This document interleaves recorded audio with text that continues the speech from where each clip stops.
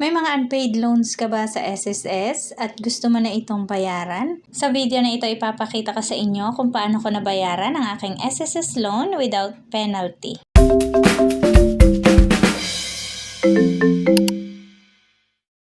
Para mawala ang penalty, kailangan natin mag-apply dito sa SSS Console Loan. Ito ay programa ng SSS para sa mga member na may mga existing unpaid o mga past due loan. Covered nito ang salary loan, calamity loan at mga restructured loan. Sa programa na ito ay pagsasama-samahin nila ang inyong existing unpaid loan or i-consolidate nila ang inyong loan at i-apply ito sa iisang loan.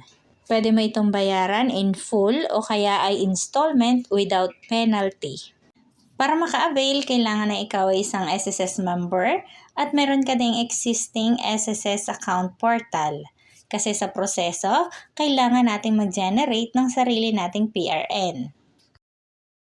Disclaimer lamang, ang figures o amount na ipapakita ko sa video na ito ay example lamang at para lamang ito dito sa tutorial purposes. Ang totoong halaga at penalty ay nakabase sa inyong actual unpaid loan. Ngayon, simulan na natin ang proseso. Mag-login sa inyong SSS portal gamit ang inyong account. Kung wala pa kayo, may ginawa akong separate tutorial kung paano mag-register sa my SSS account. Mula dito sa inyong dashboard, i-click mo itong menu at hanapin mo ang loan. And then, hanapin mo itong loan penalty condonation. At ito yung summary ng ating loans. Dito sa taas, ang unang portion, makikita mo dito yung consolidated loan amount. Ito yung total amount na babayaran nyo. At makikita mo rin dito itong condonable penalty. Ito naman yung penalty na pwede nating ma-waive kapag nag-apply tayo dito sa console loan. So sabi nga, consolidated at pinagsama-samang loan na pwede nating i-apply. Pero dito sa case ko, isa lang yung aking unpaid loan at ito yung salary loan. Pero kung may mga iba pa kayong mga unpaid loan, makikita nyo naman yon dito na naka-breakdown. Ang payment term ay naka-base sa total consolidated balance. Pero kung ang unpaid loan nyo is more than 5,000, mas malaki ang total loan, mas mahaba yung maximum term. Dito nga sa case ko is mababa lang naman siya sa 5,000 kaya ang mas prepared payment term nito ay one-time payment. And then mag-a-appear itong ating loan payment terms details. Nandyan yung ating loan amount. Ito yung total amount na babayaran natin. At meron tayong 30 days para mabayaran ng ating loan. Nandyan din yung ating due date. So, kailangan nyo itong isettle on or before due date. And then, nandyan din yung condonable penalty kung saan ito yung total amount na pwede nating ma-waive. At dito sa kabilang side, mayroon dyang reminder sa SSS.